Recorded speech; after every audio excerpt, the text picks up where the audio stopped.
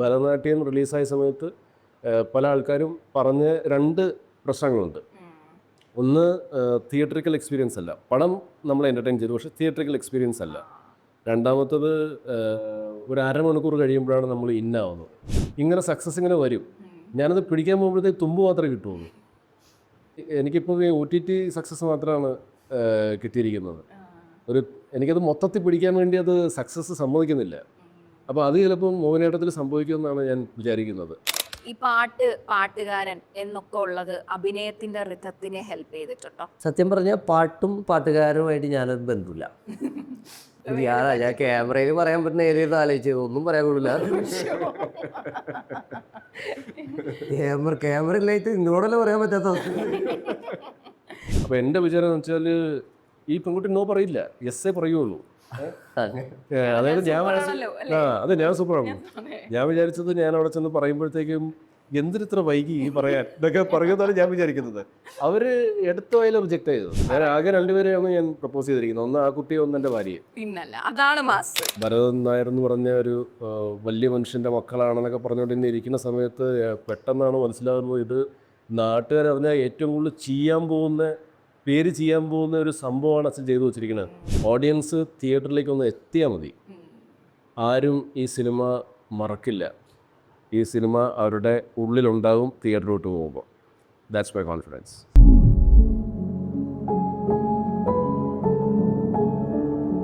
Hi, hello, എല്ലാവർക്കും നമസ്കാരം. അൺഫിൽറ്ററിൻ്റെ പുതിയൊരു എപ്പിസോഡിലേക്ക് സ്വാഗതം.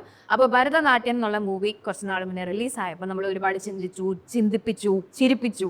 അപ്പോൾ അതിൻ്റെ സെക്കൻഡ് പാർട്ടായ മോഹിനിയാട്ടം തിയേറ്റേഴ്സിലേക്ക് വരാൻ പോവുകയാണ്. അപ്പോൾ നമ്മളോടൊപ്പം അതിൻ്റെ വിശേഷങ്ങൾ ഷെയർ ചെയ്യാനായിട്ട് നമ്മളുടെ ഫേവറേറ്റ്സ് ആയിട്ടുള്ള സൈജു കുറുപ്പ് ആൻഡ് ബേബി ജി നമ്മളോടൊപ്പം ഉണ്ട്. Hello, welcome to the show. സുഖാണോ? നല്ല ചൂളത്ത് കൊണ്ടിരുത്തിയിട്ടാണ് സുഖമാണോ എന്നൊക്കെ ചോദിക്കുന്നത്. എന്നാൽ സുഖമായിട്ടിരിക്കുന്നു എന്ന് വിശ്വസിക്കുന്നു. അപ്പം ഞാൻ പറഞ്ഞ പോലെ തന്നെ ഭരതനാട്യം ഒത്തിരി ചിരിപ്പിച്ചു. എന്താ വെച്ചാൽ ഓക്വേർഡ് ചിരിയാണ് സത്യം പറഞ്ഞു കഴിഞ്ഞാൽ. ചിരിക്കാമോ എന്താ വെച്ചാൽ ഒരു ചിരിച്ചാൽ കുഴപ്പമുണ്ടോ, ഞാൻ ചിരിച്ചാൽ തെറ്റാവോ, ഇതൊരു ഒരാളുടെ സിറ്റുവേഷൻ അല്ലേ, അങ്ങനെ ഒരു സംഭവമാണ് ഈ പടത്തിൽ മൊത്തം പൊക്കോണ്ടിരിക്കുന്നത്. കാരണം ഒരു I forgot the actor's name, I am so sorry.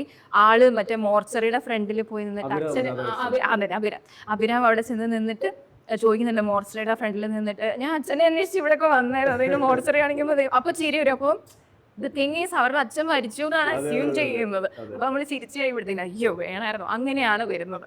അപ്പോൾ അതുപോലെ തന്നെ പടം എൻഡ് ചെയ്ത സമയത്ത് ഹാപ്പി എൻഡിങ് പോലെയാണ് കാണിക്കുന്നത്. പക്ഷേ ഈസ് ഇറ്റ് ഹാപ്പി, ലൈക്ക് അങ്ങനെയാണോ എന്നുള്ളൊരു സാധനമുണ്ട്. അപ്പോൾ അതാണോ മോഹിനിയാട്ടം പറയാൻ പോകുന്നത്? മോഹിനിയാട്ടം ഒരു എൻറ്റയർലി ഡിഫറെൻറ്റ് ഒരു എക്സ്ട്രീമായിട്ടുള്ളൊരു ജോണർ ഷിഫ്റ്റ് നമ്മൾ നടത്തിയിട്ടുണ്ട്. പക്ഷേ കോമഡി സിനിമ തന്നെയാണ്, ഡാർക്ക് ഹ്യൂമറാണ്. ഇതിനകത്തൊരു ക്രൈമുണ്ട്, ഇതിനകത്ത് ത്രില്ലിംഗ് മൂവ്മെൻറ്റ്സ് ഉണ്ട്. സോ ഇത് എങ്ങനെയാണ് നമ്മളിപ്പോൾ ഒരു ക്രൈം നടന്നിട്ട് ഇത് കോമഡി ആക്കുന്നതെന്ന് ചോദിച്ചാൽ, ഇപ്പോൾ നമ്മളിപ്പോൾ ഗാങ്സ്റ്റർ കോമഡി സിനിമകളൊക്കെ കണ്ടിട്ടുണ്ട്. അതിൻ്റെ അകത്ത് നമ്മൾ വളരെ ഇതായിട്ട് കുറേ കൊലയൊക്കെ ചെയ്യുന്നു, അതൊക്കെ നമ്മൾ ഹ്യൂമറിൽ പൊതിഞ്ഞാണല്ലോ പറയുന്നത്. പക്ഷേ ഇതൊരു ഫാമിലി മൂവിയാണ്. ഓക്കെ, ഒരു ഫാമിലിയുടെ കഥയാണ്, ഇതൊരു ഫാമിലി മൂവിയാണ്. പക്ഷേ ഇത് എല്ലാ ജനറേഷനെയും അപ്പീൽ ചെയ്യുന്ന ടൈപ്പ് ഓഫ് ഒരു സിനിമയാണ്. അടുത്ത മൂവ്മെൻറ്റ് ഇനിയിപ്പോൾ എന്താണ് സംഭവിക്കാൻ പോകുന്നത്, ഇതെല്ലാം നമ്മൾ ത്രില്ലടിപ്പിച്ചുകൊണ്ട് നമ്മൾ ഹ്യൂമർ പറയുവാണ്. ആൻഡ് ഇതേപോലത്തെ ഇപ്പം മോർച്ചറിയുടെ ഹ്യൂമർ പറഞ്ഞല്ലേ, ഇതേപോലത്തെ കുറച്ചധികം അതായത് ഓഡിയൻസിന് സ്പൂൺ ഫീഡ് ചെയ്യാണ്ട് അവർ മനസ്സിലാക്കി ചിരിക്കുന്ന കുറേ കോമഡി ഉണ്ടല്ലോ. ഇപ്പോൾ മോർച്ചറി നമ്മൾ പെട്ടെന്ന് കാണിക്കുമ്പോൾ ചിലപ്പോൾ നമുക്ക് അപ്പം ചിരി വരില്ല, പക്ഷെ ഒരു 2 സെക്കൻഡ് കഴിഞ്ഞായിരിക്കും നമുക്ക് ചിരി തോന്നുന്നത്. അതെ, അപ്പം അങ്ങനത്തെ സിറ്റുവേഷൻസ് തന്നെയാണ്. അതിനകത്ത് അഭിരാമിലെ ക്യാരക്ടർ സുഭാഷ് ഒരു വളരെ ഗംഭീര ക്യാരക്ടർ ആർക്കുള്ളൊരു ക്യാരക്ടറാണ്. അപ്പോൾ ഇപ്രാവശ്യം നമ്മളിപ്പം കൂത്തുപറമ്പ് കണ്ണൂർ ഭാഗത്താണ് നമ്മളിപ്പം ഷൂട്ട് ചെയ്തിരിക്കുന്നത്. കാരണം ശ്രീകണ്ഠപുരം എന്ന് പറഞ്ഞ സ്ഥലത്താണ് ഇപ്പോൾ സ്റ്റോറി നടക്കുന്നത്. കഴിഞ്ഞ പ്രാവശ്യം നമ്മൾ മാള അല്ലെങ്കിൽ തൃശ്ശൂർ ഡിസ്ട്രിക്റ്റിൽ നടക്കുന്ന ഒരു സ്റ്റോറി ആയിട്ടാണ് കാണിച്ചത്. സോ ഭരതനാട്യത്തിലെ ഫാമിലി മെമ്പേഴ്സ് മൊത്തം ഉണ്ട്. അതുകൂടാണ്ട് അഭിരാമിയുടെ ക്യാരക്ടർ സുഭാഷ് ഉണ്ട്, പിന്നെ നമ്മുടെ വക്കീലിൻ്റെ ക്യാരക്ടറുണ്ട് സലീം ഹസൻ്റേത്. ഇത്രയും പേരാണ് നമ്മുടെ ഭരതനാട്യത്തിലെ ആൾക്കാരുള്ളത്. പിന്നെ സായി ചേട്ടൻ ഒബ്വിയസ്ലി ആ ക്യാരക്ടർ പോയത് കാരണം ഇപ്രാവശ്യം ഇല്ല. ഫ്ലാഷ് ബാക്കിലേക്ക് നമ്മൾ പോകുന്നില്ല. അപ്പം നമ്മൾ ഈ പുതിയ ശ്രീകണ്ഠപുരത്തെ ആൾക്കാരിൽ ഒരാളാണ് ഇപ്പം ബേബി ചെയ്യുന്ന ക്യാരക്ടർ, അല്ലെങ്കിൽ സുരാജ് ചെയ്യുന്ന ക്യാരക്ടർ, വിനയ് ഫോർട്ടിൻ്റെ ക്യാരക്ടർ, ജഗദീഷ് ചേട്ടൻ, സന്തോഷ് ചേട്ടൻ, നിസ്താർ ചേട്ടൻ, അങ്ങനെ ഇവരൊക്കെ ശ്രീകണ്ഠപുരത്തെ ആൾക്കാരാണ്. എല്ലാവർക്കും ഒരു കറക്റ്റ് ക്യാരക്ടർ ആർക്കുണ്ട്. ഇപ്പം നമ്മൾ പൊതുവെ ചിന്തിക്കുന്നതെന്ന് വെച്ചാൽ ഇപ്പം ഭരതനാട്യം കണ്ടിട്ടുള്ള ആൾക്കാർ, അല്ലെങ്കിൽ ഇപ്പോൾ ട്രെയിലർ കണ്ടിട്ട് ഭരതനാട്യം കാണാത്ത ആൾക്കാർക്ക് മനസ്സിലാവുമല്ലോ ക്യാരക്ടേഴ്സ് ഇതൊക്കെയാണെന്ന്. ഇപ്പോൾ ഈ ഫാമിലി മെമ്പേഴ്സ് തന്നെ ഇത്രയും പേരുണ്ട്. അതായത് അമ്മയുണ്ട്, രണ്ടാനമ്മയുണ്ട്, രണ്ടാനമ്മയുടെ ഒരു മോനുണ്ട്, ഞങ്ങൾ മക്കൾ 4 പേരുണ്ട്, അതിൻ്റെ അകത്ത് 2 പേരും മാരീഡാണ്, അവരുടെ ഹസ്ബൻഡ്സ് ഉണ്ട്. ഇത്രയും ക്യാരക്ടേഴ്സ് ഫാമിലി തന്നെയുണ്ട്. പിന്നെ സുഭാഷിൻ്റെ ക്യാരക്ടറുണ്ട്, നമ്മുടെ അഭിരാം ചെയ്ത, നമ്മുടെ വക്കീലിൻ്റെ ക്യാരക്ടറുണ്ട്. അത് കഴിഞ്ഞിട്ട് ബേബി ജീൻ്റെ ക്യാരക്ടർ, സുരാജിൻ്റെ ക്യാരക്ടർ, ജഗദീഷ് ചേട്ടൻ, ഞാൻ നേരത്തെ പറഞ്ഞ എല്ലാവരുടെയും ക്യാരക്ടർ ഇങ്ങനെ ഉണ്ട്. അപ്പോൾ ഇവർക്കൊക്കെ കറക്റ്റായിട്ട് സ്ക്രീൻ ടൈം കിട്ടുമോ, ഇവർക്കൊരു കറക്റ്റായിട്ട് ക്യാരക്ടർ കാണുമോ എന്നൊക്കെ നമ്മളിങ്ങനെ ചിന്തിക്കും. അതെ, ഇവർ വന്നതിന് എന്താണ് റെലവൻസ് ഉള്ളത്. കറക്റ്റ്. അപ്പം 2.25 മണിക്കൂറിൽ നമ്മൾ കറക്റ്റായിട്ട് എല്ലാവർക്കും, നമ്മളല്ല, അതായത് എൻ്റെ ഡയറക്ടർ കൃഷ്ണദാസ് കറക്റ്റായിട്ടൊരു ക്യാരക്ടർ ആർക്ക് കൊടുത്തിട്ടുണ്ട്, കറക്റ്റായിട്ട് സ്ക്രീൻ ടൈം കൊടുത്തിട്ടുണ്ട് എല്ലാവർക്കും. അങ്ങനത്തെ ഒരു പാക്ഡ് സിനിമയാണ്. ഭരതനാട്യം റിലീസായ സമയത്ത് പല ആൾക്കാരും പറഞ്ഞ 2 പ്രശ്നങ്ങളുണ്ട്. ഒന്ന്, തിയേറ്ററിക്കൽ എക്സ്പീരിയൻസ് അല്ല, പടം നമ്മളെ എൻ്റർടൈൻ ചെയ്തു, പക്ഷേ തിയേറ്ററിക്കൽ എക്സ്പീരിയൻസ് അല്ല. രണ്ടാമത്തത്, ഒരു അരമണിക്കൂർ കഴിയുമ്പോഴാണ് നമ്മൾ ഇന്നാവുന്നത്. ഈ പടം ടേക്ക് ഓഫ് ചെയ്യുന്നത് അരമണിക്കൂർ കഴിഞ്ഞിട്ടാണ് പറഞ്ഞത്. ഇന്നവിറ്റബിൾ ആണ് ഡെഫിനറ്റ്ലി. ബിക്കോസ് ഈ ടേക്ക് ഓഫ് കഴിഞ്ഞിട്ട് പിന്നെയുള്ള ആ ടേക്ക് ഓഫിന്റെ ഗ്രാഫ് കറക്റ്റായിട്ട് മേളിൽ തന്നെ നിൽക്കണമെങ്കിൽ ഈ അരമണിക്കൂർ സപ്പോർട്ട് അല്ല, അതിന്റെ ബാലൻസ് ആണ് നമ്മൾ കാണിക്കുന്നത്. പക്ഷേ ഇപ്രാവശ്യം we made it a point, again not we, Krishnadas made it a point that it should be a theatrical movie. ആ സ്ട്രക്ചറിലാണ് ഡിസൈൻ ചെയ്തിരിക്കുന്നത്. രണ്ടാമത്തത്, പടം തുടങ്ങി നമ്മുടെ ഈ പടത്തിൻ്റെ, ഞാൻ മറ്റേ സ്മോക്കിംഗ് ഡാഡോ ഒന്നുമല്ല ഞാൻ പറയണത്, ഈ പടത്തിൻ്റെ വിഷ്വൽസ് തുടങ്ങി കഴിഞ്ഞിട്ട് 5-ാമത്തെ മിനിറ്റിൽ നമ്മുടെ ഒരു മെയിൻ ക്യാരക്ടറിൻ്റെ എൻട്രി ഉണ്ട്. ഓക്കെ, പുതിയ ക്യാരക്ടറിൽ ഒരാൾ എൻട്രി ഉണ്ട്. അവിടുന്ന് പടം ടേക്ക് ഓഫ് ആണ്. അവിടുന്ന് പിന്നെ ഗ്രാഫിങ്ങിന് മുകളിലേക്ക് തന്നെ പോകും. അത് കഴിഞ്ഞിട്ടാണ് പിന്നെ വാട്ട് ഹാപ്പൻസ് നെക്സ്റ്റ് അങ്ങനെ ഒരു സ്ഥാനത്തിലേക്ക് പോകുന്നത്. അതായത് ഈ അഭിനയിച്ച ആളുകൾക്ക് തന്നെ അങ്ങനെ ഒരു കോൺഫിഡൻസിൽ നമ്മളോട് ആ ഒരു സ്റ്റോറി ആർക്ക് പറയാൻ പറ്റുക എന്നുള്ളത് തന്നെ ഭയങ്കര അടിപൊളിയായിട്ടുള്ള കാര്യമാണ്. നമുക്ക് നമ്മൾ ചെയ്ത വർക്കിനോട് കാണിക്കുന്ന ഒരു കോൺഫിഡൻസ് എന്ന് പറയുന്നത് ഇസ് വെരി ഇമ്പോർട്ടൻ്റ് അല്ലേ? എന്നാൽ അങ്ങനെ തന്നെ അടിപൊളിയായിട്ട് വരട്ടെ തിയേറ്റർ എക്സ്പീരിയൻസ്. പിന്നെ നമ്മുടെ ബേബി ജീൻ എന്ന് വിളിച്ചാൽ മതിയോ? അല്ല, ശരിക്കുള്ള പേര് ഹാമിഷ് അതന്നെ അല്ലേ? അതുകൊണ്ടാണ് അങ്ങനെ വിളിച്ചോട്ടെ എന്ന് ചോദിച്ചത്. അപ്പോൾ എങ്ങനെയാണ് പാട്ട് കാരനായി അറിയപ്പെട്ട ജീൻ സിനിമയിൽ അഭിനയിക്കാം, അല്ലെങ്കിൽ എന്തുകൊണ്ട് മോഹിനിയാട്ടം ചെയ്യാം എന്ന് തീരുമാനിച്ചു? ഒരു ഡിഫറെൻറ്റ് ക്യാരക്ടറാണ് ഫസ്റ്റ് ബേസിക്കലി നമുക്ക് തോന്നി. പിന്നെ പാട്ടിൽ നിന്ന് ഇങ്ങോട്ട് വരിക എന്ന് പറഞ്ഞത്, ഇപ്പോൾ നമ്മൾ ഫ്രെയിമിൽ നിന്നിട്ടുള്ളൊരു പരിചയമുണ്ട്. പിന്നെ ഇതിൻ്റെ പാറ്റേൺസ് കാര്യങ്ങളൊക്കെ ഭയങ്കര ഡിഫറെൻ്റാണ്. എനിക്ക് ഭരതനാട്യം എന്നുള്ളൊരു മൂവി തന്നെയാണ് ഈ ഇതിലേക്ക് നയിച്ചത് ഫസ്റ്റ്. കാരണം ദാസേട്ടൻ വരുന്നു, സിമ്പിളായിട്ട് നമ്മളൊരു ചായക്കട ഇരിക്കുന്നു, ഒരു കോഫി കുടിച്ചിട്ട് ഞാനത് കംപ്ലീറ്റ് കേട്ടു. ഞാൻ അന്ന് തന്നെ അത് പോയിട്ട് കാണാണ് ഉണ്ടായത് എൻ്റെ ഫസ്റ്റ് പാർട്ട്. അപ്പം എനിക്ക് എൻ്റെ അടുത്ത് പറഞ്ഞ ക്യാരക്ടറും പിന്നെ ആ പടത്തിൻ്റെ ഒരു എടുത്തു വെച്ചിരിക്കുന്ന രീതിയും, നാട്ടിൻപുറം, അതെനിക്ക് ഭയങ്കരമായിട്ട് ഇഷ്ടപ്പെട്ടു. അപ്പം അത് ചെയ്യണം എന്നുള്ളൊരു മൈൻഡിലാണ് ദാസേട്ടനെ വിളിച്ചു. നമുക്ക് ഇങ്ങനെ ഒരു പരിപാടി നോക്കാം എന്നുള്ളൊരു, കാരണം ഇത് ചെയ്യുന്നതിനേക്കാളും മുമ്പ് ആക്ച്വലി ഞാൻ ഒരു പടം കൂടി ചെയ്ത് കഴിഞ്ഞിട്ടുണ്ടായിരുന്നു. അതിൽ ഒന്നുകൂടെ ഭയങ്കര വേറെ ടൈപ്പ് ഓഫ് ക്യാരക്ടറാണ്. ഇത് നോക്കുമ്പോൾ മുണ്ട കൊടുത്ത് ഷർട്ടൊക്കെ ഇട്ട് ഓഡിയൻസ് കണ്ട ഒരു ലുക്കിൽ നിന്ന് എൻറ്റയർലി ഡിഫറെന്റ് ആണ്, അങ്ങനെയല്ലേ ഉദ്ദേശിച്ചേ? അതെ, കൂടുതലും അർബൻ ലുക്കിലാണല്ലോ. ഇപ്പം അതിന് മുമ്പ് ചെയ്യുകയാണെങ്കിലും ഞാൻ എൻ്റെ വാർഡ്രോബിൽ നിന്ന് എടുത്തിട്ടാണ് പകുതി സ്റ്റൈൽ ചെയ്തേക്കണേ. നമ്മുടെ ഇപ്പം കഴിഞ്ഞൊരു വരാനിരിക്കുന്ന മൂവി ജയസൂര്യ ചേട്ടൻ വിനായകൻ ചേട്ടനൊക്കെ ആയിട്ട് ചെയ്ത് നമ്മുടെ പ്രിൻസ് ഡയറക്റ്റ് ചെയ്യുന്നത്. അപ്പം അതിൽ നിന്ന് വെച്ച് നോക്കുമ്പോൾ ഇത് ഭയങ്കര ലഘുവായിട്ടുള്ള ഒരു character, but the powerful character. എനിക്ക് ഒരുപാട് സ്പേസ് കിട്ടി. ഐ മീൻ പല ഇമോഷൻസ് കൊടുക്കാനായിട്ടുള്ളൊരു ആസ് ആൻ ആക്ടർ എക്സ്പ്ലോർ ചെയ്യാൻ ആസ് ആൻ ആക്ടർ എനിക്ക് പറയാൻ പോകുന്ന അറിയില്ല. എനിക്ക് ഇത് ഹ്യൂമർ ക്യാരക്ടറും ആദ്യമായിട്ടായിരിക്കും ഇത്. അതായത് കഴിഞ്ഞത് ഒരു സമയം ഇതിൽ പിടിച്ചിട്ടായിരുന്നു. ഒരു ഇപ്പോൾ കോമഡി പ്ലസ് സീരിയസ് ടൈപ്പായിരുന്നു. ഇതിൽ സീരിയസ്നെസ്, പിന്നെ പടം മൊത്തത്തിൽ അങ്ങനെയാണല്ലോ, സീരിയസ് ആണെങ്കിലും എല്ലാവർക്കും കാണുമ്പോൾ ചിരി തരുന്ന ഒരു പരിപാടി. സീരിയസ് ആയിട്ടും കാര്യമില്ല, കാരണം സംഭവം മൊത്തം കുഴഞ്ഞു കിടക്കുകയാണ് എന്നുള്ളൊരു ഇതാണ്. ആൻഡ് ആ ഒരു കാര്യമൊക്കെ തന്നെയാണ് മെയിനായിട്ട് ഒരു ക്യാരക്ടറിൻ്റെ ഒരു ഷേപ്പും സൗണ്ടും അടിപൊളിയായിരുന്നു ദാസേട്ടൻ വന്നതാണ്. ഈ പാട്ടുകാരൻ എന്നൊക്കെ ഉള്ളത് അഭിനയത്തിന്റെ റിതത്തിനെ ഹെൽപ്പ് ചെയ്തിട്ടുണ്ടോ? സത്യം പറഞ്ഞാൽ പാട്ടും പാട്ടുകാരുമായിട്ട് ഞാനൊരു ബന്ധമില്ല. നമ്മൾ എഴുത്ത് അത് റാപ്പ് എന്നുള്ള രീതിക്കാണ്. ഇപ്പം ഞാനും പറയും ഇടക്ക് നല്ല പാട്ടാണെന്ന്, ഞാൻ എൻ്റെ പാട്ടിനെ തന്നെ പറയും ഈ പറഞ്ഞ പോലെ. പക്ഷേ ആക്ച്വലി പാട്ടും പാട്ടുകാരുമായിട്ട് യാതൊരുവിധ ബന്ധമില്ലാത്തൊരു മേഖലയാണ് ഇത്. അത് നമ്മൾ എഴുതുന്നതും ഇപ്പോൾ ഒരു പൂമ്പാറ്റ പൂവിലിരുന്നിട്ട് ഉപമിക്കണ പോലെയല്ല നമ്മൾ ഒരു കാര്യത്തിൽ ഇതാക്കുക. നമ്മൾ ജനിച്ചു വളരുമ്പോൾ കണ്ട കാര്യങ്ങളാണ്. അപ്പോൾ പാട്ടുകാരനായിട്ടുള്ളൊരു ബന്ധം, അല്ലെങ്കിൽ ഇപ്പോൾ ഈ പറഞ്ഞ പോലത്തെ ഒരു ബന്ധം എന്ന് പറയുമ്പോൾ നമ്മളൊരു മ്യൂസിക് വീഡിയോ നമ്മളാണ് അതിനെ കംപ്ലീറ്റ് A to Z കാര്യങ്ങൾ ചെയ്യുക. ആൻഡ് ഫ്രെയിമിൽ നിന്നിട്ട് ഒരു ടൈപ്പ് ഓഫ് ക്യാരക്ടർ പിടിച്ചിട്ടുള്ളൊരു പരിചയമില്ല, പക്ഷെ ഫ്രെയിമിൽ നിന്നിട്ടുള്ളൊരു പരിചയമുണ്ട്. അപ്പോൾ അത് ഹെൽപ്പ് ചെയ്തിട്ടുണ്ട് ഒരുപാട് മൂവിക്ക് ആയിട്ട്. നമുക്ക് ആ ഒരു ക്യാമറയുടെ ഫ്രണ്ടിൽ നിൽക്കുമ്പോഴുള്ള ആ ഒരു ഇത് പോയി, കോൺഷ്യസ്നെസ്. അതെനിക്ക് ഫസ്റ്റ് ആലപ്പുഴയിൽ ഫസ്റ്റ് ഫ്രെയിം കുറച്ച് വെച്ചപ്പോൾ ഉണ്ടായിരുന്നു. പിന്നെ അവിടെ അത് ഓക്കെ ആയി പെട്ടെന്ന്. അത് മ്യൂസിക് വീഡിയോ ഒക്കെ ചെയ്തിട്ടുള്ളൊരു ഇതായിരിക്കാം മേ ബി. ഇതിൽ ഹെൽപ്പ് ചെയ്തിട്ട് തന്നെയാണ് വിശ്വാസം. അല്ല, ബാക്കി നമ്മൾ പക്ഷെ ഞാൻ നേരത്തെ പറഞ്ഞല്ലോ, എനിക്ക് പെർഫോമൻസ് റിവ്യൂ കിട്ടിയത് അടിപൊളിയാണെന്നാണ്. എന്തായാലും ഞങ്ങൾ ഭയങ്കര ആകാംക്ഷയോടെ നോക്കിയിരിക്കുവാണ്. ചേട്ടാ, നമ്മൾ ഇപ്പം ഭരതൻ എന്ന് പറഞ്ഞ ക്യാരക്ടർ ഭരതനാട്യത്തിൽ വരുമ്പോൾ ആളുടെ ക്യാരക്ടർ ചെയ്ത കാര്യം മൊത്തം അത്ര എന്താ പറയാ, നമുക്ക് അതായത് മക്കൾക്ക് അത് ഒരിക്കലും അക്സെപ്റ്റ് ചെയ്യാൻ പറ്റുന്നതിലും അപ്പുറമാണ്. പക്ഷെ മൂത്ത മകൻ എന്നുള്ളൊരു ക്യാരക്ടർ വരുമ്പോൾ, അല്ലെങ്കിൽ ഈ ഫാമിലിയെ ഹോൾഡ് ചെയ്യുന്ന ആള് ചേട്ടന്റെ ശശി എന്നുള്ള ക്യാരക്ടർ ആയിരുന്നല്ലോ. അപ്പം എപ്പോഴെങ്കിലും ഈ ഭരതൻ എന്നുള്ള ക്യാരക്ടറിനോട് എംപതൈസ് ചെയ്യാനായിട്ട് ശ്രമിച്ചിട്ടുണ്ടോ? അതായത് ക്യാരക്ടർ എഴുതി വെച്ചിട്ടുണ്ട് correct how you are going to perform as Sasi എന്ന്. പക്ഷെ ആ സൈജു കുറുപ്പ് എപ്പോഴെങ്കിലും ആ ക്യാരക്ടറിനോടൊന്ന് എംപതൈസ് ചെയ്യാനോ, അല്ലെങ്കിൽ എന്തുകൊണ്ടാവാം ആൾ അങ്ങനെ ചെയ്തിട്ടുണ്ടാവുക? ബിക്കോസ് ഇത് ഞാൻ ചോദിക്കാനുള്ളൊരു കാര്യം എന്ന് വെച്ച് കഴിഞ്ഞാൽ, ഈ സിനിമയിൽ പറയുന്ന ഒരു കാര്യമുണ്ട്, അതായത് സൊസൈറ്റിയിൽ ഒരു എന്തായിരുന്നു ഒരു സ്വഭാവം, പക്ഷെ അകത്ത് വേറെ. പിന്നെ ആ ഫാമിലി ആണെങ്കിലും സൊസൈറ്റിയിൽ നിന്നാണ് ഇതെല്ലാം ഹൈഡ് ചെയ്യാൻ ശ്രമിക്കുന്നത്. പക്ഷെ they are going through this, അവരല്ലേ ഇത് അനുഭവിക്കുന്നത്. പിന്നെ എന്തിനാണ് അവർ സൊസൈറ്റിയെ കുറിച്ച് ഓർത്താണ് അവർ ടെൻഷൻ അടിക്കുന്നത്?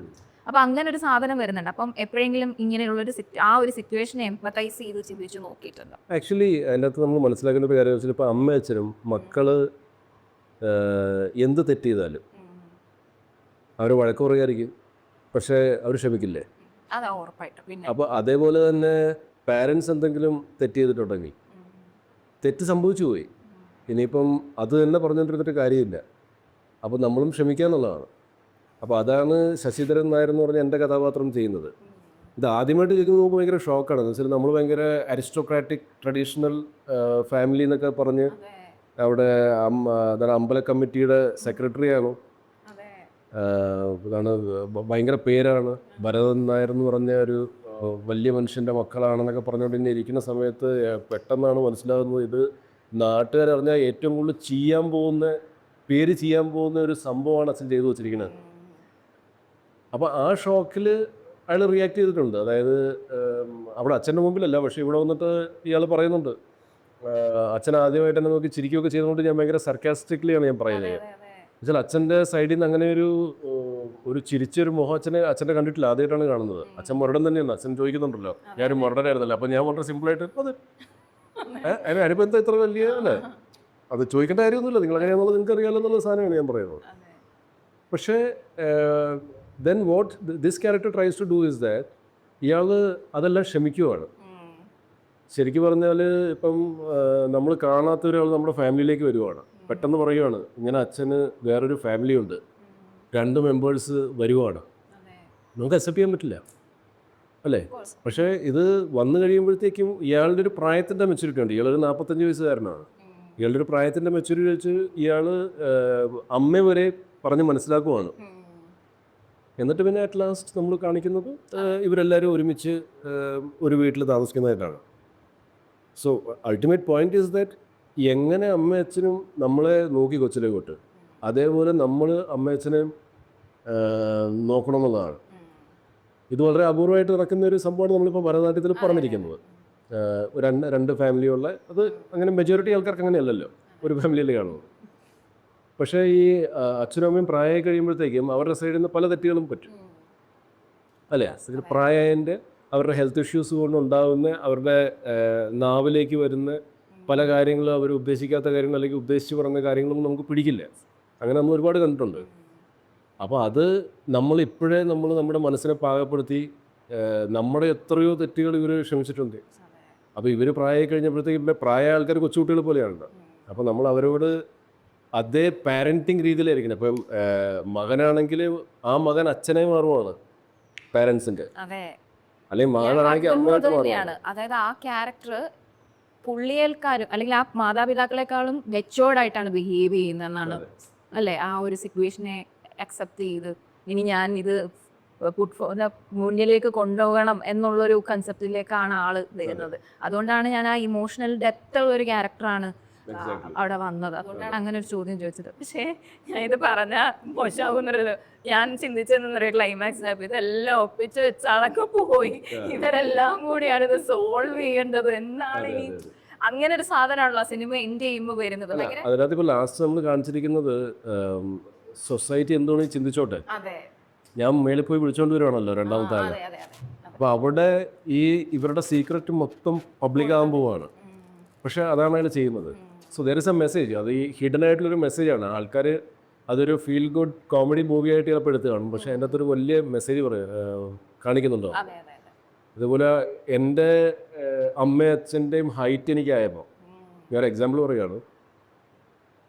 അന്ന് തൊട്ട് ഈ സാധാരണഗതിയിൽ അമ്മയച്ഛനുമാണല്ലോ മക്കളെ ഇങ്ങനെയൊക്കെ തലോടുകയും ഇങ്ങനെയൊക്കെ വിളിച്ച് ഇതൊക്കെ അല്ലേ. ഞാൻ അന്ന് തൊട്ട് എൻ്റെ അച്ഛനും അമ്മയും ഞാൻ പോയി ഇങ്ങനെ ഇതൊക്കെ ചെയ്ത് ഇങ്ങനെയൊക്കെ കൊഞ്ചിക്കുകയൊക്കെ ചെയ്യരുത്. അപ്പം എൻ്റെ തോന്നുന്നു വെച്ചാൽ ഇത് ഞാൻ വലുതായി, I should take care of that. ഞങ്ങളുടെ എനിക്ക് അന്ന് ഇൻകം ഒന്നുമില്ല, പക്ഷേ അങ്ങനെയായിരുന്നു എൻ്റെ ചിന്താഗതി. So that I am still following. And ഇപ്പം അച്ഛനില്ല, അമ്മ മാത്രമേ ഉള്ളൂ. അപ്പോൾ അമ്മയെ എനിക്ക് പറ്റുന്ന രീതിയിൽ ഇപ്പം ഞാൻ അധികം കാണാറില്ല, എൻ്റെ ഭാര്യ ടേക്ക് കെയർ ചെയ്യുന്നുണ്ട്. അതേപോലെ എൻ്റെ ഫാദറിനെ ഞാൻ ഒരുപാട് ടേക്ക് കെയർ ചെയ്തിട്ടുണ്ട്. അതൊരു അങ്ങനെ ആയിരിക്കണം, ആ ഒരു ബന്ധം അങ്ങനെയാണല്ലോ. അതെ അതെ, എന്തൊക്കെ വന്നാലും അവസാനം അമ്മയച്ഛനും അല്ലെങ്കിൽ നമ്മുടെ കുടുംബക്കാരാണ് ഉണ്ടാവുക എന്നുള്ളത് നമ്മൾ ഒരുപാട് കാലം കഴിയുമ്പോഴായിരിക്കും അറിയാം. നമ്മുടെ ഒരു ടീനേജിലോ അല്ലെങ്കിൽ ഇപ്പോൾ എനിക്ക് 19 വയസ്സുണ്ട്, ഇപ്പോഴാണ് എനിക്ക് ഫാമിലിയുടെ വാല്യൂ ശരിക്കും മനസ്സിലാവുന്നത്. ലൈഫ് ശരിക്കും ഹാർഷായിട്ട് വരുന്ന സമയത്ത്. അതുകൊണ്ട് ഐ ക്യാൻ അണ്ടർസ്റ്റാൻഡ് എന്താണ് ചേട്ടൻ പറയുന്നത്. ഈ സിനിമ ഫസ്റ്റ് സിനിമ മൊത്തം പറ്റിപ്പോയതും അല്ലെങ്കിൽ അബദ്ധം പറ്റിയതുമാണ്. സെക്കൻഡ് പാർട്ടിലേക്ക് വരുമ്പോഴും പറ്റിപ്പോയ കഥകളാണല്ലോ. ഇപ്പം ബോൾഡ് ലെറ്റേഴ്സിലാണ് പറ്റിപ്പോയി.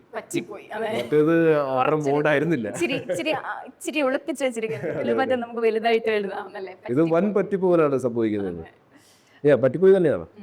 അപ്പം അതുകൊണ്ട് ഞാൻ കുറച്ച് ക്രിഞ്ചാന്നറിയാം, എന്നാലും ചോദിക്കാം, നിങ്ങളുടെ ലൈഫിൽ എന്തെങ്കിലും പറ്റിപ്പോയ ഷെയർ ചെയ്യാൻ പറ്റിയ എക്സ്പീരിയൻസ് ഉണ്ടോ? പ്രത്യേകിച്ച് ക്യാമറയുടെ ഫ്രണ്ടിലുള്ള ജോലിയാണ്, ക്യാമറകളാണ് മൊത്തം ജീവിതത്തിൽ ഫോളോ ചെയ്ത് പോകുന്നത്. അപ്പൊ പറ്റിപ്പോയി കഴിഞ്ഞാൽ there is no going back.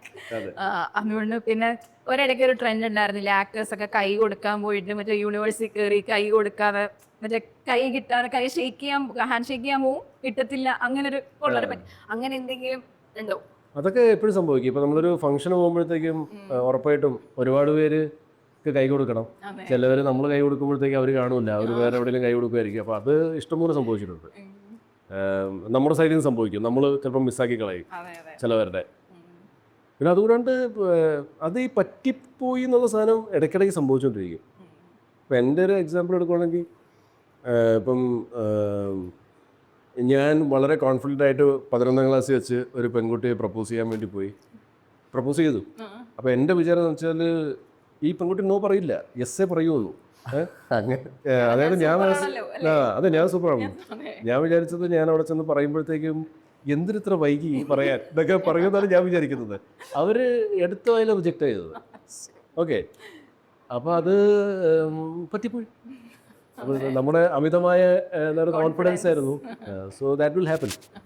പക്ഷെ അത് അന്ന് പറ്റിപ്പോയത് അത് എനിക്ക് നല്ലൊരു ഗിൽറ്റൊന്നുമില്ല ഞാനത് പറഞ്ഞത്. അതൊരു എക്സ്പീരിയൻസ് ആയിരുന്നു. അതെ, പറഞ്ഞില്ലായിരുന്നെങ്കിലും അങ്ങനെ ആകെ രണ്ടുപേരെയാണ് ഞാൻ പ്രപ്പോസ് ചെയ്തിരിക്കുന്നത്. ഒന്ന് ആ കുട്ടി, ഒന്ന് എൻ്റെ ഭാര്യ. പിന്നല്ല, അതാണ് മാസ്. അപ്പം എനിക്ക് ആ ഒരു എക്സ്പീരിയൻസ് ഉണ്ടായിരുന്നതുകൊണ്ട് എനിക്ക് ഇവിടെ എനിക്കത് കറക്റ്റായിട്ട് അപ്ലൈ ചെയ്യാൻ പറ്റും. അല്ലെങ്കിൽ ഇത് ചെറുത് ചീറ്റി പോയാൽ. മാത്രല്ല ഈ ആദ്യത്തെ റിജക്ഷൻ കൊണ്ട് അടുത്തത് അപ്രൂവൽ ആക്കാനുള്ള പ്രിപ്പറേഷൻ കിട്ടി. അല്ലെങ്കിൽ കണ്ടോ, അതാണ് പറ്റിപ്പോയെങ്കിലും നല്ലതായിരുന്നു. എന്താണ് സീൻ പറ? ഞാനങ്ങനെ കുറെ അത്യാവശ്യം പറ്റിപ്പോയിട്ടുണ്ട്. ജീവിതം ഞാൻ ക്യാമറയിൽ പറയാൻ പറ്റുന്ന ഏതായിരുന്നു ആലോചിച്ചത്, ഒന്നും പറയാൻ കൊള്ളില്ല. ക്യാമറ ഇല്ലായിട്ട് നിങ്ങളോടല്ലേ പറയാൻ പറ്റാത്ത. എനിക്ക് പറ, എന്നിട്ട് അടുത്ത ഇന്റർവ്യൂവിൽ പറ, മറ്റേടത്ത് ഞാൻ ക്യാമറ വെച്ച് അറിയാതെ പറഞ്ഞു പോയി എന്ന് പറഞ്ഞിട്ട് അത് കോംപ്ലിക്കേറ്റഡ് ആക്കിയോ. അല്ല, എനിക്ക് പറ്റിയിട്ടുണ്ട് ക്യാമറയുടെ മുന്നിൽ വെച്ചിട്ട്. അത് നിങ്ങൾ കണ്ടിട്ടുണ്ടോ എന്ന് എനിക്കറിയത്തില്ല. ഞാനത് പിന്നെയും പറഞ്ഞ് എൻ്റെ ഓറ ലോസ് ആക്കുവാണ്. എന്നാലും ഞാൻ പറയാം, ഞാൻ മറ്റേ അർജന്റീനയിലാണ് റൊണാൾഡോ എന്നും പറഞ്ഞിട്ട് മുട്ടൻ റോളായിരുന്നു ഗ്ലൂ കൊടുത്തിട്ട്. അതൊന്നും നമ്മൾ മറ്റേ ഡിജിറ്റൽ ഡാറ്റ നമുക്ക് റിമൂവ് ചെയ്യാൻ പറ്റത്തില്ല. എപ്പോഴെങ്കിലും നമ്മളൊന്ന് എല്ലാം തെളിച്ച് മായ്ച്ചു വരുമ്പോഴത്തേക്കിന് ഇത് പിന്നെയും കയറി. അല്ല, ചിലപ്പോൾ സ്ലിപ്പ് ഓഫ് ടങ് സംഭവിക്കും. പക്ഷെ ഇപ്പോൾ ഈ സോഷ്യൽ മീഡിയ എല്ലായിടത്തും ക്യാമറ ഉള്ളത് കാരണം പണ്ട് ഇതൊക്കെ സംഭവിച്ചിട്ടുണ്ട്. പക്ഷെ ഇത് അവർ കറക്റ്റായിട്ട് വീണ്ടും കാണിച്ചോണ്ടിരിക്കും. ഈ മൊബൈൽ ഫോണാണ് അത്ര പ്രശ്നം എന്നൊക്കെ. ഈ ഫോണില്ലായിരുന്നെങ്കിൽ ഇൻസ്റ്റാഗ്രാമിൽ കാണില്ലായിരുന്നല്ലോ അങ്ങനെ. അപ്പം ഈ സിനിമയുടെ ഒരു പ്രത്യേകത എന്താണെന്ന് വെച്ച് കഴിഞ്ഞാൽ, അല്ലെങ്കിൽ ഈ സിനിമ എന്ന് പറയാൻ ഭരതനാട്യം അല്ലെങ്കിൽ അതുപോലെ കോമഡി ജോണറിൽ വരുന്ന സിനിമകളുടെ പ്രത്യേകത എന്താണെന്ന് വെച്ച് കഴിഞ്ഞാൽ, ഹാർഷായിട്ടുള്ള ട്രൂത്തുകളെ അല്ലെങ്കിൽ സിറ്റുവേഷനിൽ വരുന്ന കോമഡികളെ അല്ലെങ്കിൽ പ്രശ്നങ്ങളെ കോമഡി ആയിട്ടാണ് ചിത്രീകരിക്കുന്നത്. അപ്പോൾ അത് തന്നെയാണ് ഈ ഭരതനാട്യ സിനിമയിൽ ചെയ്തിരിക്കുന്നത്. അതായത് ഹാർഷായിട്ടുള്ള കുറച്ച് കാര്യങ്ങളെ കോമഡി രീതിയിൽ പറയുന്നത് കൊണ്ട് ചിരിക്കാൻ പറ്റുന്നുണ്ട്. പക്ഷെ ഇപ്പം ഞാൻ ഒരാളുടെ അടുത്ത് പോയിട്ട് ഭരതനാട്യത്തിൻ്റെ കഥ പറയണം, ഒരാൾക്ക് 2 ഭാര്യമാരുണ്ടായിരുന്നു, ഇതാണ് മക്കൾ വിട്ടുപോയി, അങ്ങനെയൊക്കെ പറഞ്ഞു കഴിഞ്ഞാൽ ആർക്കെങ്കിലും ചിരി വരുമോ? ഇല്ല. പക്ഷെ ആ സിറ്റുവേഷൻസും സീനും സിനാരിയോസും നമ്മുടെ ഡയലോഗ്സ് ആളുകളുടെ പെർഫോമൻസ് ഒക്കെ കൊണ്ടാണ് അത് തമാശയായി മാറുന്നത്. അപ്പം അവിടെ ഞാൻ പറയാൻ ഉദ്ദേശിക്കുന്നത്, അവിടെ കുറേ കാര്യങ്ങൾ ഡിസ്കസ് ചെയ്യപ്പെട്ടിരുന്നു എന്ന്. അപ്പോൾ മോഹിനിയാട്ടത്തിലും അങ്ങനെ തന്നെയാണോ? നമുക്ക് പറയാൻ പറ്റാത്ത കാര്യങ്ങളെ തമാശ രീതിയിൽ പ്രസന്റ് ചെയ്യുകയാണോ? എക്സാക്ട്ലി. നമ്മുടെ ഒരു പ്ലോട്ട് ഏകദേശം സെയിം ആണ്. ഒരു സാധനം നമുക്ക് സീക്രട്ടായിട്ട് വയ്ക്കണം, ആ സീക്രസി മെയിൻറ്റെയിൻ ചെയ്യുന്നതാണ്. പക്ഷെ അതൊരു വേറെ ടൈപ്പ് ഓഫ് ഒരു സാധനമാണ്. ആൻഡ് വേറൊരു കാര്യം എന്താ എടുത്തു പറയേണ്ടത്, ഇലക്ട്രോണിക് കിളി എന്ന് പറഞ്ഞ മ്യൂസിക് ഡയറക്ടറുടെ ഒരു കോൺട്രിബ്യൂഷൻ. സൂപ്പർ 4 സോങ്സ്, പിന്നെ ബാക്ക്ഗ്രൗണ്ട് സ്കോർ, ഇതൊക്കെ ഈ സിനിമയിൽ ശ്രദ്ധിക്കേണ്ട ഒരു ഘടകമാണ്. Cinematography of course Bablu Aju has already proven. നമ്മുടെ ഭരതനാട്യത്തിലും ബബ്ലു ആയിരുന്നു. ബബ്ലുവിൻ്റെ ആയിരുന്നു. ഇപ്പോൾ നമ്മുടെ പൊങ്കൽ റിലീസ് ജീവയുടെ ഒരു പടം വന്നില്ലേ, അത് ബബ്ലു ആണ് സിനിമാറ്റോഗ്രാഫി. പിന്നെ ഫാലിമി, ജയ ഹേയൊക്കെ ബബ്ലു ആയിരുന്നു. ബബ്ലു തുടങ്ങിയത് ആക്ച്വലി ഞാൻ അഭിനയിച്ചൊരു പടമായിരുന്നു അന്താക്ഷരി, വിപിൻ ദാസിൻ്റെ കണ്ടുപിടുത്തായിരുന്നു. അപ്പോൾ അങ്ങനെ പുള്ളിയും ഈ പറഞ്ഞ പോലെ ഭയങ്കര സെലക്റ്റീവാണ്. ആ സ്ക്രിപ്റ്റിൽ എന്തെങ്കിലും ഉണ്ടെങ്കിൽ മാത്രമേ ബബ്ലു അത് കമ്മിറ്റ് ചെയ്യുള്ളൂ. ചെറവറ സിനിമകൾ കമ്മിറ്റ് ചെയ്യാത്തൊരു വ്യക്തിയാണ്. സോ അത് അനദർ ജെം ഇൻ ആർ ടീമാണ് ബബ്ലു. പിന്നെ talking about director, he's the writer as well. Krishnadas ഒരു ഭയങ്കര ബ്രെയിൻ ഉള്ളൊരു ആളാണ്. അവൻ്റെ തോട്ട്സ്, അതൊരു ചെറിയ സാധനം പറഞ്ഞു കഴിഞ്ഞാൽ, ഇപ്പോൾ ഞാനൊക്കെ ഇപ്പോൾ എനിക്ക് എന്തെങ്കിലും ഇംപ്രവൈസ് ചെയ്യണമെങ്കിൽ കൃഷ്ണദാസിൻ്റെ ഒക്കെ എങ്ങനെ പറയണമെന്ന് വെച്ചാൽ, എടാ ഇവിടെ ഞാൻ ഇങ്ങനത്തെ ഒരു സാധനം പറയണം, അത് നീ നിൻ്റെ രീതിയിലൊന്ന് കോമഡി ഡയലോഗാക്കി തരാൻ വേണ്ടി പറയും. ആ ചേട്ടാ അത് നമുക്ക് ചെയ്യാം സാർ, 5 മിനിറ്റ് എഴുതാൻ ചേട്ടാ ഇത് ഇങ്ങനെ പറഞ്ഞു. അപ്പം ഭയങ്കര ഫാസ്റ്റായിട്ട് വർക്ക് ചെയ്യുന്ന ഭയങ്കര ഹ്യൂമർ സെൻസാണ്. അങ്ങനത്തെ ഒരു പക്ഷിയാണ്. ആൻഡ് ഭയങ്കര ഡിഫറെൻറ്റ് തിങ്കിങ് പ്രോസസ്സാണ് അവൻ്റെ. ഇത് തന്നെ ഒരാഴ്ചക്കുള്ള ഇവന് ഈ പ്ലോട്ട് ഉണ്ടാക്കി. അതായത് ഭരതനാട്യം ടു മോഹിനിയാട്ടം എന്ന് പറഞ്ഞൊരു സംഭവം ഞങ്ങളുടെ ആരുടെയും മൈൻഡിലേ ഇല്ല. ഇത് OTTയിൽ വർക്കൗട്ട് ആയപ്പം തോമസ് ചേട്ടൻ, എൻ്റെ പാർട്ട്ണർ തോമസ് ചേട്ടൻ വിളിച്ചിട്ട് പറഞ്ഞ് നമുക്ക് ദാസ ഇതിൻ്റെ സെക്കൻഡ് പാർട്ട് ചെയ്താലോ എന്ന്. അപ്പോൾ ഇവൻ പറഞ്ഞ് ചേട്ടാ നമ്മൾ ഓൾറെഡി ഒരു കറക്റ്റ് ഫിനിഷിങ് കൊടുത്തിട്ടുണ്ട്, ഇനിയിപ്പം ഇതിനപ്പുറം എന്താണ് നമ്മൾ ഈ ഫാമിലി പാട്ട് കാണിക്കേണ്ടത്? അല്ലെങ്കിൽ പിന്നെ എൻറ്റയർലി വേറൊരു സിനാരിയോയിൽ വേറെ കഥാപാത്രങ്ങളെ വെച്ചിട്ട് നമുക്ക് ഒരു സെക്കൻഡ് പാർട്ട് എന്ന് പറഞ്ഞ് പിന്നെ അതൊരു സീക്വൽ ആവില്ല, ഇതിൻ്റെ കണ്ടിന്യൂഷൻ ആണ്, സീക്വൽ സാധനം കിട്ടുമോ? അപ്പം തോമസ് നീ ഒന്ന് ട്രൈ ചെയ്യുന്നത്. വിത്തിൻ 1 വീക്ക് ഈ പ്ലോട്ടുമായിട്ട് വന്നു. ഗംഭീര plot. And I am very confident about the movie. This movie will entertain audience തിയേറ്ററിലേക്ക് ഒന്ന് എത്തിയാൽ മതി. ആരും ഈ സിനിമ മറക്കില്ല. ഈ സിനിമ അവരുടെ ഉള്ളിലുണ്ടാവും തിയേറ്ററിലോട്ട് പോകുമ്പോൾ. That's my confidence. ഇത് കേട്ടിട്ട് നിങ്ങൾ ചെല്ലണം എന്നൊക്കെ. അല്ല, ഈ കോമഡി എന്ന് പറഞ്ഞു കഴിഞ്ഞാൽ ഭയങ്കര എന്താ പറയുക, ഇപ്പോൾ പൊളിറ്റിക്കലി ഇൻകറക്റ്റ് ആവാതെ നമ്മൾ കോമഡി ബേസ് ചെയ്യണം എന്നുള്ളൊരു പണ്ടും അത് ക്വസ്റ്റ്യൻ ചെയ്യപ്പെട്ടിട്ടുണ്ടായിരുന്നു. പക്ഷേ ഇപ്പോൾ കുറച്ചും കൂടി റിവ്യൂവേഴ്സ് കൂടുന്നു, സോഷ്യൽ മീഡിയയിൽ വന്നിട്ട് അഭിപ്രായങ്ങൾ പറയാനൊരു സ്പേസ് ഉണ്ട്. അപ്പോൾ ഈ പൊളിറ്റിക്കൽ കറക്റ്റ്നെസ്സിന് ഇമ്പോർട്ടൻസ് കൂടി വരികയാണ്. അപ്പോൾ ഈ കോമഡി ചെയ്യുന്ന സമയത്ത് അത് ആർട്ടിസ്റ്റുകളായ നിങ്ങളെ ബാധിക്കാറുണ്ടോ? ബിക്കോസ് സ്ക്രിപ്റ്റിലെ ആൾക്ക് പൊളിറ്റിക്കൽ കറക്റ്റ്നെസ് വലിയ പ്രശ്നം ഉണ്ടാവില്ല.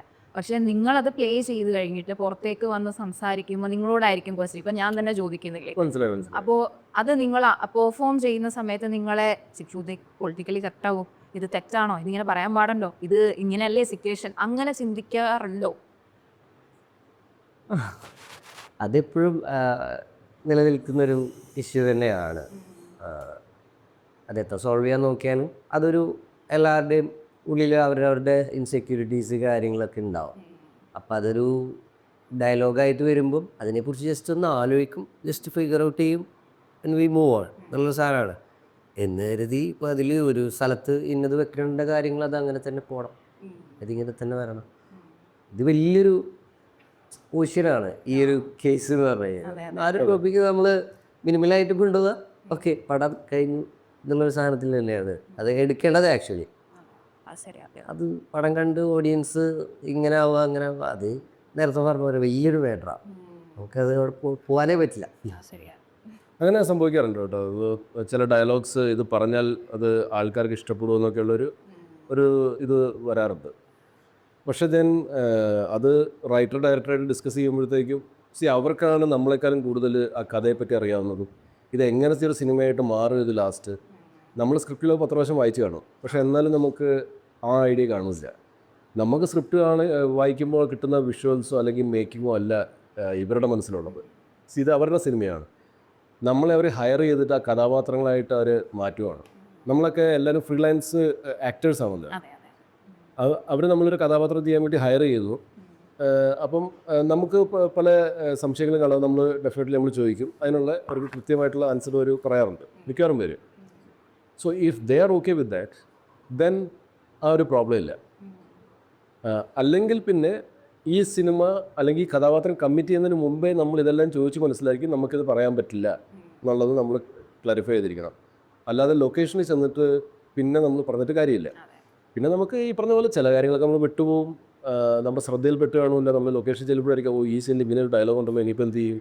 അപ്പോൾ നമുക്കൊരു റിക്വസ്റ്റ് ചെയ്യാം, ഇതൊന്ന് മാറ്റി നമുക്ക് ചെയ്യാൻ പറ്റുമെന്നുള്ളത്. അവർ മാറ്റുവാണെങ്കിൽ ഓക്കെ, അല്ലെങ്കിൽ പിന്നെ നമ്മൾ അപ്പോൾ തന്നെ പറയും. പിന്നെ അങ്ങനെ ഇതുവരായിട്ട് അങ്ങനത്തെ വലിയ പ്രോബ്ലംസ് ഉണ്ടായിട്ടില്ല.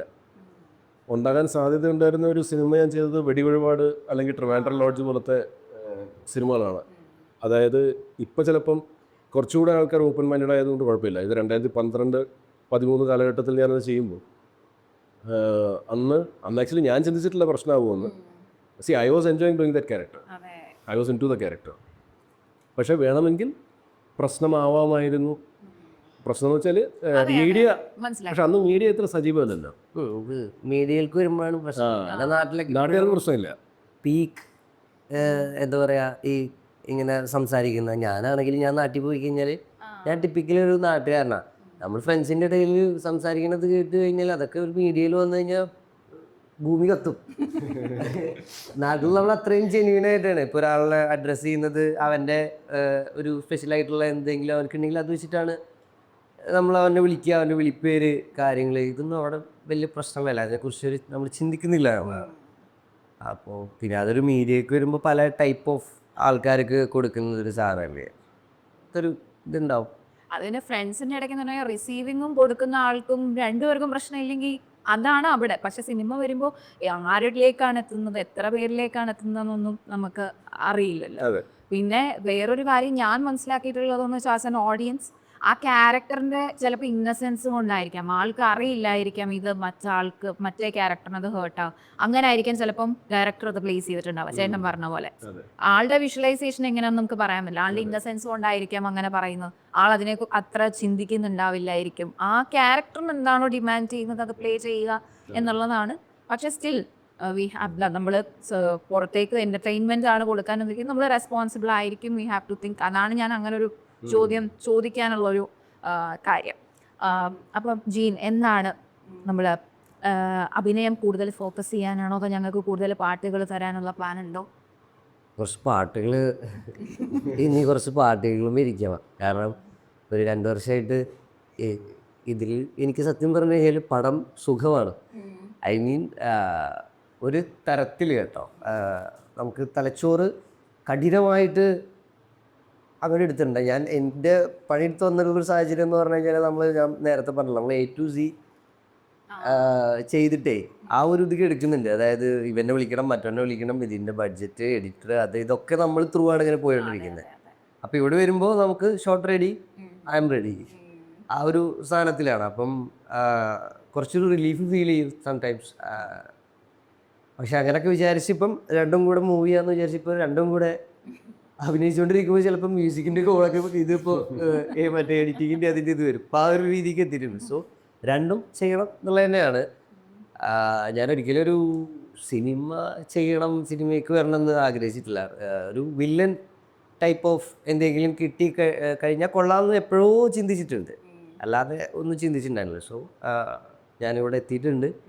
ആൻഡ് രസമുണ്ട് പരിപാടി, മ്യൂസിക്കും രസമുള്ള പരിപാടിയാണ്. സോ രണ്ടും എങ്ങനെയാണോ അതിൻ്റെ ഫ്ലോക്ക് അനുസരിച്ചിട്ട് ചെയ്യാമെന്നുള്ള. ഈ മലയാള സിനിമ ഓഡിയൻസ് നന്നായിട്ട് ഇവോൾവ് ചെയ്യുന്ന ഒരു ടൈമാണ്. They are ready to accept നമ്മൾ ഇപ്പോൾ പരീക്ഷണ ചിത്രങ്ങൾ വരികയാണ്, അല്ലെങ്കിൽ കഠിനമായിട്ടുള്ള ഇപ്പോൾ ഭരതനാട്യം പോലെ കഠിനമായിട്ടുള്ള ഒരു വിഷയത്തിനെ എടുത്ത് ഹ്യൂമറാക്കി മാറ്റിയാൽ OTT-ലായിക്കോട്ടെ എന്നാലും അവർ അക്സെപ്റ്റ് ചെയ്യാൻ റെഡിയായിരുന്നു. വേണമെങ്കിൽ OTT-ൽ നേരെ തിരിച്ചു പറയാമായിരുന്നു, ഭയങ്കര നെഗറ്റീവ് വരായിരുന്നു. അങ്ങനെയാണ് പറഞ്ഞത്. അപ്പം അങ്ങനെയുള്ളൊരു സാഹചര്യത്തിൽ മോഹിനിയാട്ടത്തിൻ്റെ ഒരു റെലവൻസ് അല്ലെങ്കിൽ മോഹിനിയാട്ടത്തിന് എങ്ങനെയായിരിക്കാം നമ്മുടെ മലയാളം സിനിമയെ എൻഹാൻസ് ചെയ്യാൻ പറ്റുമോ? മലയാള സിനിമയെ എൻഹാൻസ് ചെയ്യാൻ പറ്റുമെന്ന് അറിയില്ല, പക്ഷേ ആൾക്കാരുടെ എൻ്റർടൈൻമെൻറ്റ് ലെവൽസിനെ എൻഹാൻസ് ചെയ്യാൻ പറ്റും ഡെഫിനറ്റ്ലി. എന്താണെന്ന് വെച്ചാൽ നമ്മൾ കൊടുക്കുന്നത് തന്നെ ഒരു എൻഹാൻസ്ഡ് ലെവൽ ഓഫ് കോമഡിയാണ്. വളരെ വിചിത്രമായിട്ട് നമുക്ക് തോന്നും. ഈ ക്രൈം കോമഡി സിനിമകൾ നമുക്ക് എപ്പോഴും വിചിത്രമായിട്ട് തോന്നും, പക്ഷേ അത് നമുക്ക് ഭയങ്കര ഇഷ്ടപ്പെടുകയും ചെയ്യും. അപ്പോൾ ആ ഒരു എൻഹാൻസ്ഡ് ലെവൽ ഓഫ് കോമഡിയാണ് നമ്മൾ ഇപ്പോൾ ഭരതനാട്യം വെച്ച് എൻ്റർടൈൻമെൻറ്റ് നമ്മളിപ്പോൾ ഭരതനാട്യം വെച്ച് കമ്പയർ ചെയ്യുമ്പോഴാണ് എനിക്ക് തോന്നുന്നൊരു 10 മടങ്ങ് എൻ്റർടൈനിങ് ആണ് മോഹിനിയാട്ടം. ചിലപ്പം ഞാനും ആലോചിക്കാറുണ്ട്, ശരിക്കും ഭരതനാട്യമായിരുന്നു നമ്മൾ ആദ്യം ചെയ്യേണ്ടത്, നമ്മൾ മോഹിനിയാട്ടമായിരുന്നു ആദ്യം ചെയ്യേണ്ടത്. അങ്ങനെ തോന്നി ഇതിൻ്റെ സ്ക്രിപ്റ്റ് ഞാൻ കേട്ടപ്പോൾ, അല്ലെങ്കിൽ അതിൻ്റെ ഔട്ട്പുട്ട് ഞാൻ കണ്ടപ്പോൾ. പക്ഷേ ഭരതനാട്യം ഉണ്ടായതുകൊണ്ടാണ് മോഹിനിയാട്ടം ഉണ്ടായത്, അത് വേറൊരു കാര്യം. അല്ല, ഒരു ബിൽഡ് വരണമല്ലോ, ഒരു ജെനസിസ് അല്ലെങ്കിൽ ഒരു പ്രോസസ്സ് ഇവിടെ നടന്നുകൊണ്ടാണ് മോഹിനിയാട്ടത്തിന് മേ ബി അതൊരു ഇമ്പാക്റ്റ്. പക്ഷെ ചേട്ടൻ പറഞ്ഞ പോലെ മോഹിനിയാട്ടമാണ് ആദ്യം ഇറങ്ങിയിരുന്നെങ്കിൽ നേരെ തിയേറ്ററിൽ ഹിറ്റ് ആയിരുന്നേന്, അതല്ലേ? അങ്ങനെ ഒരു തോട്ട് വരും നമുക്ക്, പക്ഷേ അത് ചിലപ്പോൾ ശരിയായിരിക്കില്ല. കാരണം ഭരതനാട്യം ഉള്ളത് കൊണ്ടാണ് മോഹിനിയാട്ടത്തിന് പ്രസക്തിയുള്ളത്. ഇന്നിപ്പോൾ മോഹിനിയാട്ടം കുറച്ചധികം പേര് ഇങ്ങനൊരു പടമുണ്ടെന്ന് അറിഞ്ഞിട്ടുണ്ടെങ്കിൽ അത് ഭരതനാട്യം കാരണം തന്നെയാണ്. എന്താണെന്ന് വെച്ചാൽ ഭരതനാട്യം റിലീസാകുന്നതിന് മുമ്പ്, അതായത് ഇപ്പോൾ നമ്മൾ സംസാരിക്കുന്ന പോലത്തെ അന്നത്തെ ടൈമിൽ ഭരതനാട്യം അത്രയും ആൾക്കാരിലേക്ക് എത്തിയിട്ടില്ലായിരുന്നു. പക്ഷെ അതിനേക്കാളും കൂടുതൽ ആൾക്കാരിലേക്ക് മോഹിനിയാട്ടം എത്തി. അത് ഡെഫിനറ്റ്ലി ഭരതനാട്യം കാരണമാണ്. ഇനി സമയപരിമിതി ഉണ്ട്, 2 ചോദ്യങ്ങൾ ഞാൻ ചോദിക്കട്ടെ. ചേട്ടന് ഇപ്പോൾ ഇത്രയും വർഷത്തെ എക്സ്പീരിയൻസ് ഉണ്ട് ഇൻഡസ്ട്രിയിൽ. പിന്നെ ഇപ്പം ആടിൻ്റെ കാര്യം എടുക്കുവാണെങ്കിൽ അതും ആദ്യം റിലീസാകും OTT-ൽ ഹിറ്റാവും, ഭരതനാട്യം റിലീസാകും OTT-ൽ ഹിറ്റാവും. അപ്പോൾ സക്സസ് ചേട്ടനെ ട്രീറ്റ് ചെയ്തിരിക്കുന്നത് പല രീതിയിലാണ് അല്ലേ? അപ്പോൾ എന്താണ് ഇപ്പോൾ ചേട്ടൻ്റെ ഒരു thought process about success? Success പലപ്പോഴും ഇങ്ങനെ കൈനീട്ടി ഇങ്ങനെ സക്സസ് ഇങ്ങനെ വരും. ഞാനത് പിടിക്കാൻ പോകുമ്പോഴത്തേക്ക് തുമ്പ് മാത്രമേ കിട്ടുള്ളൂ. അതായത് എനിക്കിപ്പോൾ OTT സക്സസ് മാത്രമാണ് കിട്ടിയിരിക്കുന്നത്. എനിക്കത് മൊത്തത്തിൽ പിടിക്കാൻ വേണ്ടി അത് സക്സസ് സമ്മതിക്കുന്നില്ല. അപ്പോൾ അത് ചിലപ്പോൾ മോഹിനിയാട്ടത്തിൽ സംഭവിക്കുമെന്നാണ് ഞാൻ വിചാരിക്കുന്നത്. So praying to God, requesting the audience that please make Mohiniyattam a successful cinema. പിന്നല്ല, ഇങ്ങനെ ആവട്ടെ. അതെ. അപ്പം ഇത് രണ്ടുപേരും ഉത്തരം തരേണ്ട ക്വസ്റ്റ്യൻ ആണ്. ഞാൻ എല്ലാം പിന്നല്ല എന്താ, ഞാൻ എൻ്റെ പോഡ്കാസ്റ്റ് ആയിരുന്നു ചെയ്തുകൊണ്ടിരുന്നത്. ഇപ്പം നമ്മളത് മൊത്തം പൊളിച്ച് ഇൻ്റർവ്യൂ ആക്കി. എൻ്റെ ഗസ്റ്റുകളോട് എല്ലാവരോടും ചോദിക്കുന്നൊരു ചോദ്യമാണ്, അതായത് നമ്മളുടെ ലൈഫിൽ നിങ്ങളെ ഇൻഫ്ലുവൻസ് ചെയ്തിട്ടുള്ള ഒരു maybe 5 minutes of your life, a person, a book, a movie, എന്തോ ആകാം, പാട്ടാവാം, anything, you can say anything. ഒരാളെ പറയേണ്ട, അങ്ങനെ ഒരു ലിമിറ്റേഷൻ ഇല്ല, എന്തുമാകാം. പക്ഷെ നിങ്ങളുടെ തോട്ട് പ്രോസസ്സ് അല്ല ഇന്നിരിക്കുന്ന നിങ്ങളെ നിങ്ങളാക്കിയ എന്തെങ്കിലും ഷെയർ ചെയ്യാൻ പറ്റും? ഇന്നിരിക്കുന്ന ആക്ച്വലി പല ഘട്ടത്തിലും പല ആൾക്കാരങ്ങനെ the so called milestones in a career അങ്ങനെ ഉണ്ടായിട്ടുണ്ട്. അപ്പോൾ കൊച്ചിലോട്ടെടുത്താൽ ഇപ്പം നമ്മൾ ക്രിക്കറ്റ് കളിക്കുമായിരുന്നു ഞാൻ. അപ്പം നമ്മുടെ ടീമിലുണ്ടായിരുന്ന ചേട്ടന്മാർ അവരൊക്കെ നമുക്ക് ഭയങ്കര പ്രചോദനം നൽകിയിട്ടുണ്ട്. നമ്മളോട് ഈ ബോളിംഗ് സ്റ്റൈൽ ഇങ്ങനെയല്ല, ഇങ്ങനെ ചെയ്യാൻ വേണ്ടി പറഞ്ഞപ്പോൾ ആ സ്റ്റൈൽ പിടിച്ചപ്പോഴത്തേക്കും കുറച്ചുകൂടെ വർക്കൗട്ട് ആകാൻ തുടങ്ങി.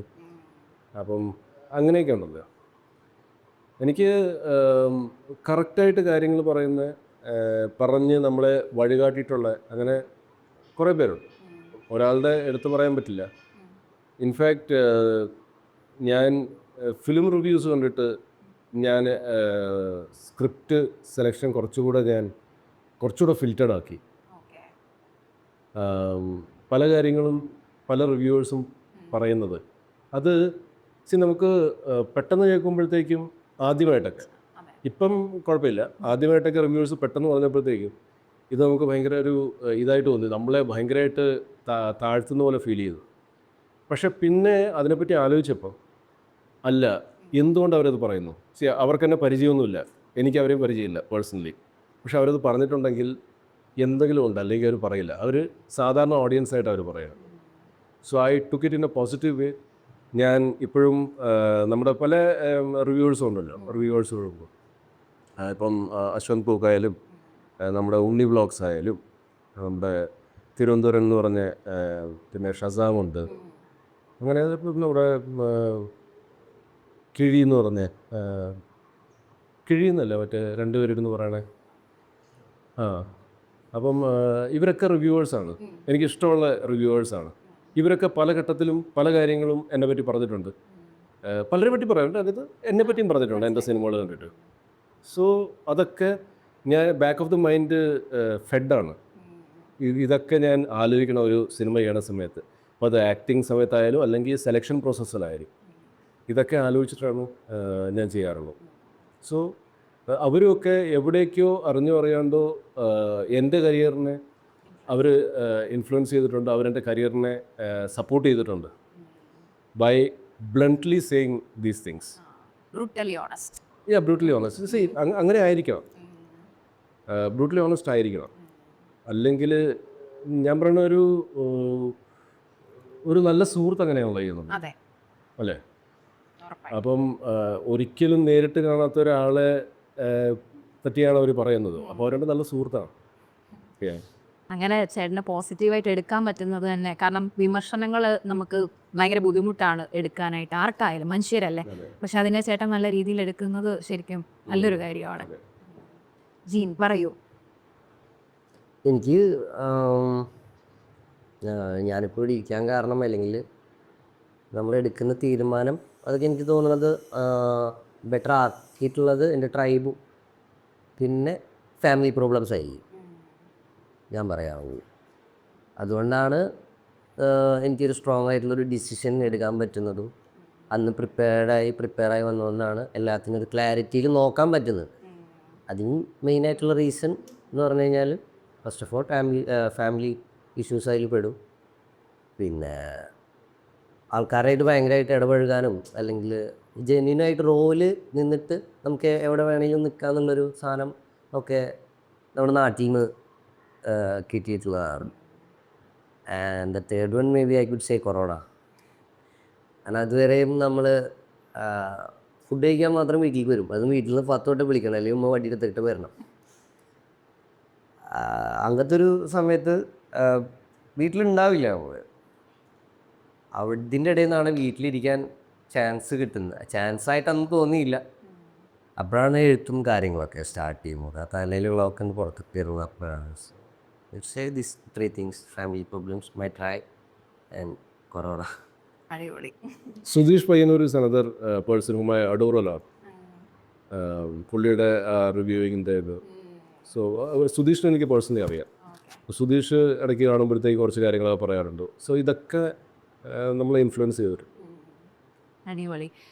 ആസ് ആൻ ആങ്കർ അല്ലെങ്കിൽ ആസ് ആൻ ഓഡിയൻസ് എനിക്ക് ഭയങ്കര ഇഷ്ടമുള്ള ഒരു കാര്യമാണ് അവർ ആ സിനിമയുടെ ആക്ടേഴ്സ് അതിനെ നമ്മുടെ സ്വന്തമായിട്ട് കാണുക. അല്ലാതെ ഒരു ചുമ്മാ ഒരു ജോലി ചെയ്തു പോയി എനിക്ക് എന്താ അടുത്ത സിനിമ അങ്ങനെ കാണുന്നതിൽ പരം ആ സിനിമ സക്സസ് ആവണം, ആ സിനിമയോടൊരു ജെന്യുവിൻ സ്നേഹം കാണിക്കുമ്പോൾ എനിക്ക് as an audience and as an anchor എനിക്ക് ഭയങ്കര ഇഷ്ടമുള്ളൊരു കാര്യമാണ്. അതുകൊണ്ട് തന്നെ I M wishing Mohiniyattam A great success.